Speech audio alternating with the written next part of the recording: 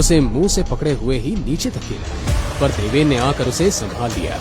Waitress के गालों पर उंगलियों के निशान देखकर वो ऐसा भड़का कि उसने सबके सामने पिए को जोरदार थप्पड़ मार दिया। तू इस मामले से दूर है, जिस काम के लिए आया है वही कर। मुझे मेरा काम मत सिखा। तुझे यहाँ लाने वाला मैं ही हूँ। ये तेरी बहुत बड़ी गलतफहमी है। देवेन अपने क्लाइंट खुद चुनता है, समझा? छोड़ना उसको, छोड़ना, क्या कर रहा है? पर जब देवेन ने उसकी तरफ देखा तो वो भी घबरा गया और तुरंत पीछे हट गया। माफ कर दे भाई, और कितना मारेगा? अगर माफी मांगनी है तो इससे मांग। देवेन ने उसका कोट पकड़कर उसे उठाया और उस लड़की के पैरों में पटक दिया। 6 साल का देवेन अपनी माँ को छुड़ाने के लिए चीख रहा था, पर दूसरे गुंडे ने उसे पकड़ रखा था। तू बचाएगा अपनी माँ को? तिद्दी, चला, अरे आना, बचा। छोड़ो मेरी माँ को। देवेन उसके हाथ पर जोर से काट लिया। तिद्दी, मुझे काटेगा? अब देख मैं तेरा क्या हालत करता हूँ। छोड़ दो मेरे बेटे को, छोड़ दो, छोड़ दो। तुम्हें पैसा देना, ये लो।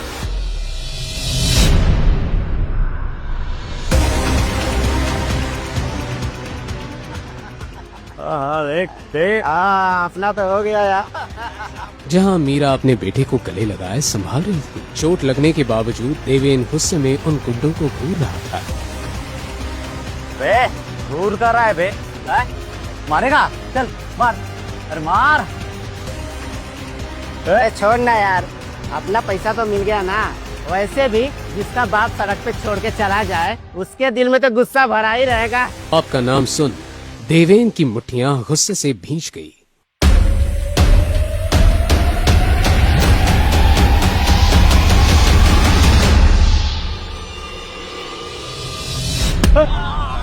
टीटू की हालत देख मीरा इतनी डर गई थी कि इससे पहले गुंडे उन्हें पकड़ते वो अपने बेटे को लेकर भाग गई। फिर क्या हुआ देवेन? तूने उस गुंडे को मारा क्या? आगे क्या हुआ था पता ना? तो तू यहाँ पर ड्यूटी करना है या फिर मेरी कहानी सुनना है?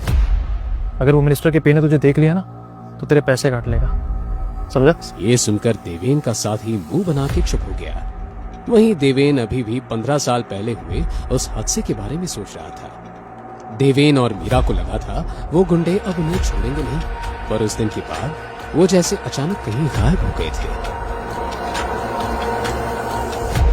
देखते ही देखते देवेन दिल्ली का नंबर 1 बॉडीगार्ड बन गया था।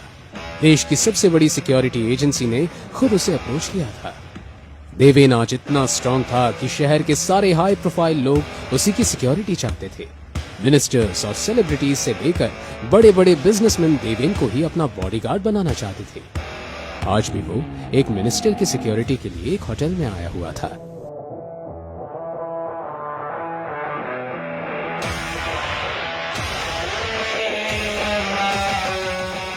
ये मिनिस्टर का पीए था।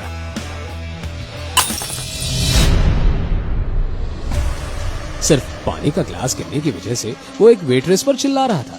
अंधे हो क्या? दिखाई नहीं देता? किसने रख लिया तुम्हें नौकरी पर? तू जानती नहीं मैं कौन हूँ?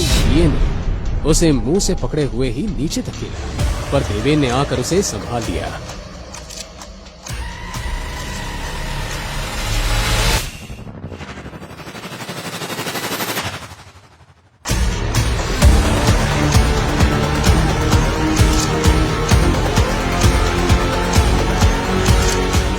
वेट्रेस के गालों पर उंगलियों के निशान देखकर वो ऐसा भड़का कि उसने सबके सामने पिए को जोरदार थप्पड़ मार दिया। तू इस मामले से दूर है, जिस काम के लिए आया है वही कर। मुझे मेरा काम मत सिखा, और मैं कोई कुत्ता नहीं हूँ जो तेरी वफादारी का ध्यान रखूंगा, समझा? औकात मेरा ही कमीने, तुझे यहाँ लाने वाला मैं ही हूँ। अच्छा तो सुन, ये तेरी बहुत बड़ी गलतफहमी है। देवेन अपने क्लाइंट खुद चुनता है, समझा?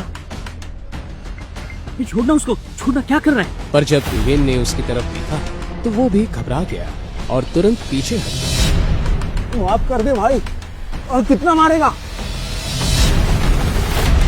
अगर माफी मांगनी है तो इससे मांग। देवेन ने उसका कोट पकड़कर उसे उठाया और उस लड़की के पैरों में पटक दिया। अगर आज के बाद तूने किसी लड़की की तरफ हाथ तो छोड़, अगर देखा भी ना तो तेरी आंखें निकाल लूंगा। माफ कर दे। ये सब शोर सुन मिनिस्टर और विजेंद्र भी रूम से बाहर आ गए थे। आखिर एक मिनिस्टर के पीए से पंगा लेना किसी की औकात की बात थी क्या? पर कोई था जो इस हिम्मत से इम्प्रेस था, विजेंद्र शेखावत। दूसरी तरफ साउथ दिल्ली में विजेंद्र शेखावत अपनी मीटिंग खत्म करके शेखावत हाउस पहुंचे। गाड़ी से उतरते वक्त उन्होंने अपने ड्राइवर को हिचकिचाते देखा। क्या हुआ? कुछ परेशान लग रहे हो। सब ठीक है ना? नंदिता को ले आए कॉलेज से? साहब, आज कॉलेज से वापस आते वक्त हम पर किसी ने हमला किया। ड्राइवर एक ही सांस में सब बोल पड़ा।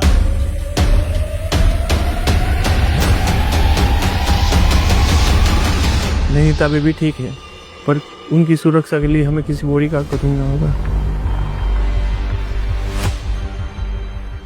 नंदिता, बेटा तुम ठीक तो हो? हाँ पापा, कुछ नहीं हुआ, मैं बिल्कुल ठीक हूँ। तुम्हें कहीं चोट तो नहीं लगी? नहीं। बस अब कल से तुम कॉलेज नहीं जाओगी, और ये मेरा फाइनल डिसीजन है। पापा, इस बारे में हम बात कर चुके हैं, और महादेवी हमारा कॉलेज है। इसे आपने दादी के नाम पर बनवाया था, और मम्मा इस कॉलेज की प्रिंसिपल थी। तुम्हारी माँ के जाने के बाद ये कॉलेज क्रिमिनल्स का अड्डा बन चुका है। अगर ऐसी बात है तो आप कुछ करते क्यों नहीं? Take some legal action. मैंने डिसीजन ले लिया है, अब तुम कल से महादेवी कॉलेज नहीं जाओगे, और ये फाइनल। अगर आप जिद्दी हैं तो मैं भी आपकी बेटी हूँ। मैं महादेवी कॉलेज से ही पढ़ाई करूंगी। विजेंद्र के पास जवाब नहीं था, सिर्फ एक बात कही उन्होंने।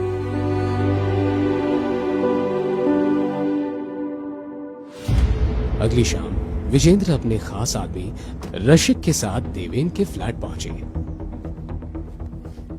सर, हम वो सरफिरे देवेन से मिलने क्यों जा रहे हैं? उसका पुराना बॉस बोला था वो मुसीबत है। रशिक, तुमने खुद ही अपने सवाल का जवाब दे दिया है। अब देवेन ही हमारी आखिरी उम्मीद है। चलो। थोड़ी देर बाद वो देवेन के फ्लैट के बाहर थे। बताइए, क्या काम है? तुम्हें हमारा एक काम करना होगा। नहीं करूंगा। जानता है किससे बात कर रहा है? तो प्रधानमंत्री है क्या जो जानूं? और तुम जैसे बहुत देखे मैंने, समझा? देवेन, तुम हमारे लिए एक काम करोगे? अब बात बनी ना, ऐसे बोलोगे तो सुनूंगा मैं, वरना अपने पुराने बॉस की तरह आपको कब रेजिग्नेशन दे दूं मैं, मुझे भी नहीं पता। आइए बैठिए और बताइए काम क्या है।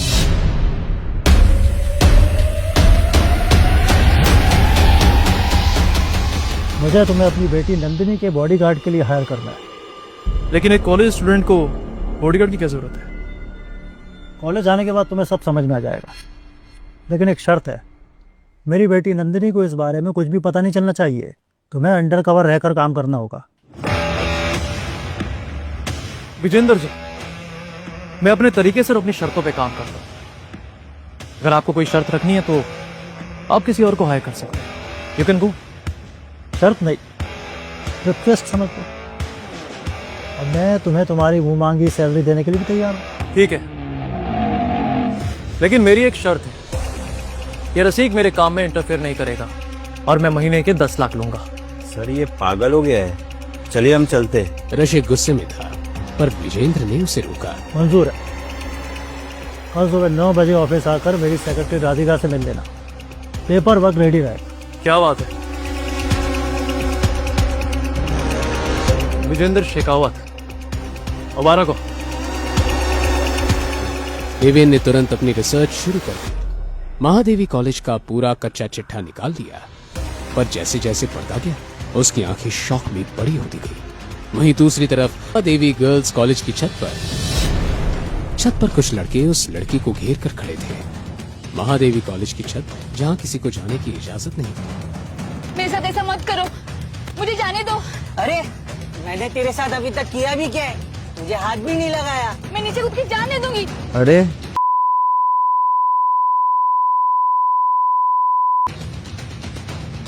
तो मरने की क्या जरूरत है?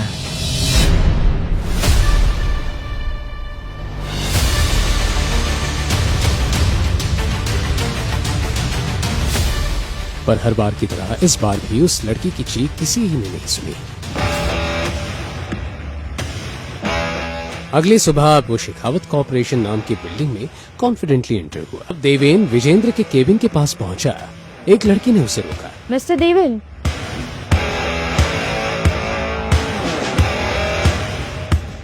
जी, आपकी तारीफ?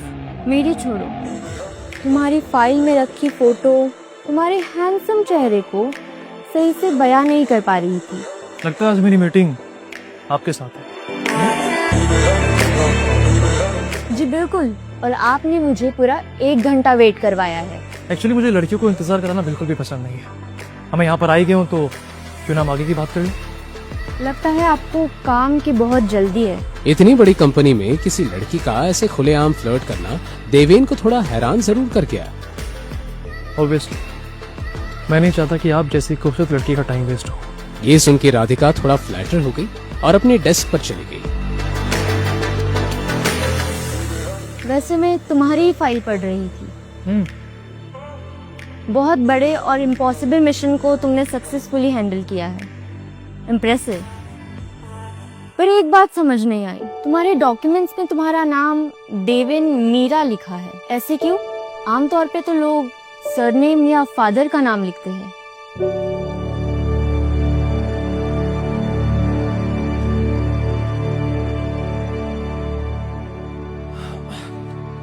एक्चुअली देवेन की हर एक चीज खास है और मुझे लगता है कि आपको मैं कुछ ज्यादा ही पसंद आ गया।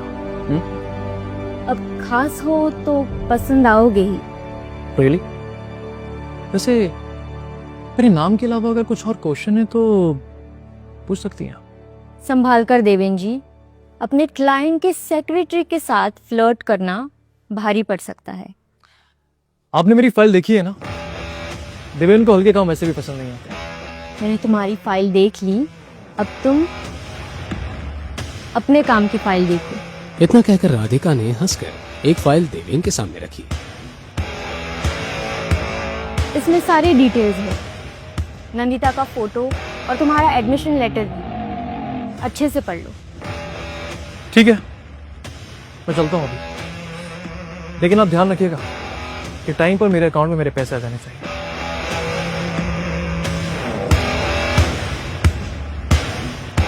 अगले दिन एडमिशन लेटर लेके देवेन महादेवी जैसे मशहूर कॉलेज में एक साधारण स्टूडेंट की तरह साइकिल पर पहुंचा।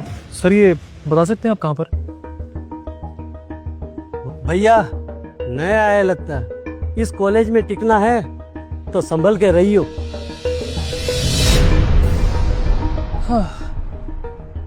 वैसे बाबू, हमारी बात मानो तो यहीं से लौट के चले जाओ। तुम्हारे जैसे गरीब बच्चों के लिए कॉलेज नहीं है। अरे पिछले ही हफ्ते इसी बिल्डिंग में तुम्हारे जैसा लड़का कूद के अपनी जान दे दिया।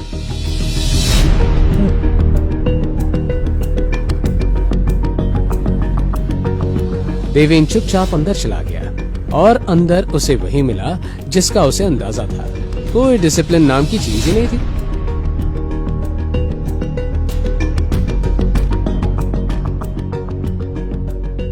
देवेन ने सब देखा और आगे बढ़ गया। थोड़ी दूर जाकर उसने एक ग्रुप से पूछा, जी आप बता सकते हैं कि बीए फर्स्ट ईयर की क्लास कहाँ पर होती है? एक मिनट, तुम तो यहाँ पे टॉयलेट साफ करने आए हो ना, तो क्लास जान के क्या करोगे? इतना भाव क्यों पा रहा है? मैं तो सिर्फ क्लास जाने का रास्ता पूछ रहा था। खैर छोड़, मैं किसी और से पूछ लूंगा। देवेन जानने के लिए मुड़ ही रहा था कि उस लड़के ने उसका कॉलर पकड़ लिया। अरे सुन, तुझ जैसे भिखारी को किसने एडमिशन दे दिया बे? देवेन ने उसका हाथ अपने कॉलर से हटाया और इस तरह पकड़ा। छोड़ छोड़। सॉरी, आपको लगी तो नहीं ना? वो एक्चुअली क्या है ना, मेरी टी शर्ट खराब हो रही थी। अब आप सब लोग इतने अमीर घर से, लेकिन मुझे मेरे सारे काम खुद करने पड़ते हैं। कपड़े धोने पड़ते हैं, इस्त्री करना पड़ता है। अब बस वो हल्का सा आपका हाथ हटा रहा था तो थोड़ा सा आई एम सॉरी। साले तो शायद जानता नहीं है मेरा बाप कौन है। बिल्कुल सही पकड़े हैं। मैं तेरे बाप को नहीं जानता, लेकिन इतना जरूर जानता हूं कि तेरी जैसी औलाद को पैदा करने के बाद वो बाप शर्मिंदा जरूर होता होगा।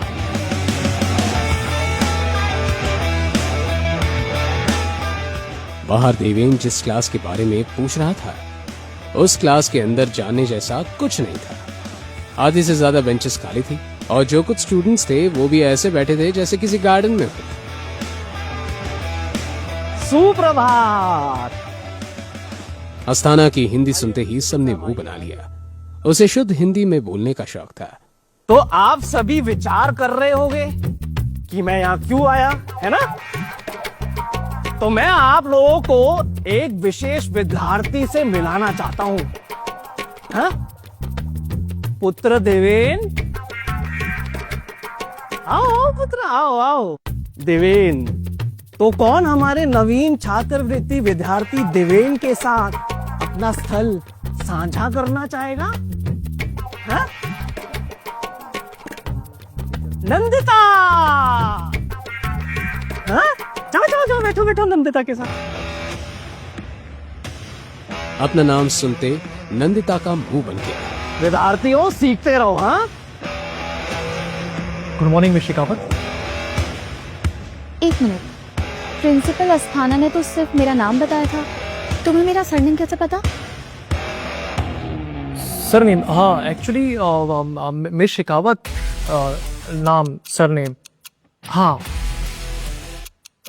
हाँ, lecture.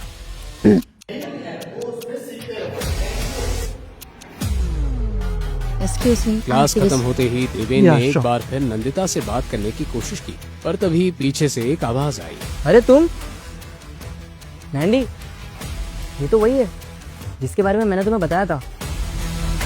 Hi, my name is तन्मय, उर्फ टोनी। ओह, हाय टोनी। चलो टोनी।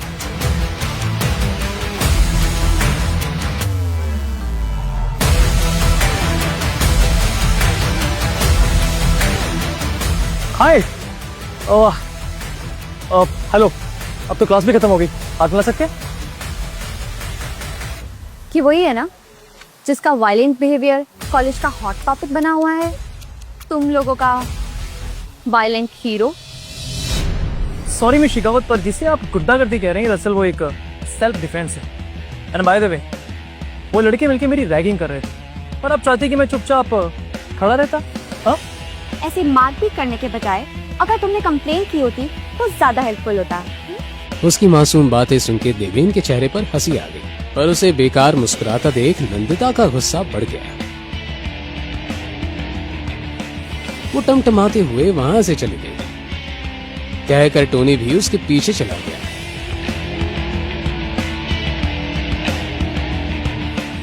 कैंटीन में एक टेबल पर टोनी और नंदिता बैठे थे। टोनी लोगो, सॉरी यार, वैसे एक बात बता, उसकी तो कोई गलती नहीं हुई, तो फिर तो क्यों उसके ऊपर इतना बढ़ गई?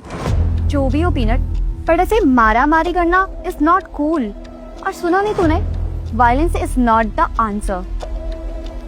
मार्टिन लूथर जूनियर किंग ने बोला था। ये कौन है? तुम्हारा कोई लंदन का अंकल है क्या? अबे, इस समोसे की जगह थोड़ा सा ध्यान बुक्स पर दिया होता तो तुझे पता होता।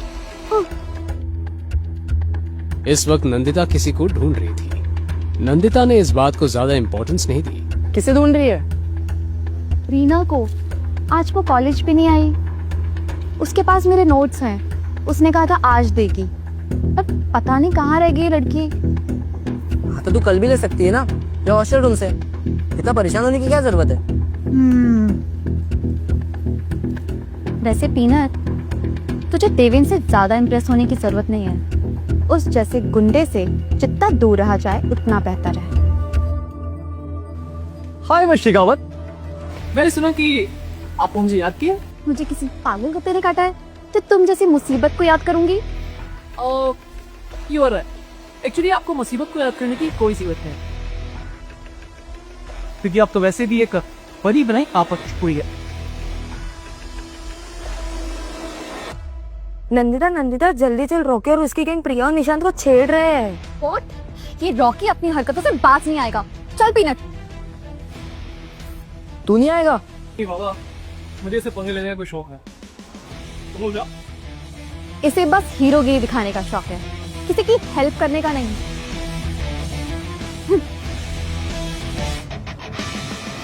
देवेंद्र रॉकी कॉलेज का गुंडा है, वो कुछ भी कर सकता है और उसके डैड की पोजीशन के चलते कोई कुछ नहीं कर सकता। टोनी की बात अभी खत्म भी नहीं हुई थी कि किसी लड़की की चीख सुनाई दी। ये लड़की कौन थी? रॉकी और उसकी गैंग क्या बखेड़ा खड़ा कर रहे थे? क्या नंदिता पर कोई खतरा आ गया था? क्या देवेन उसे आगे की कहानी जानने के लिए नीचे दिए गए लिंक से डाउनलोड करें पॉकेट FM ऐप।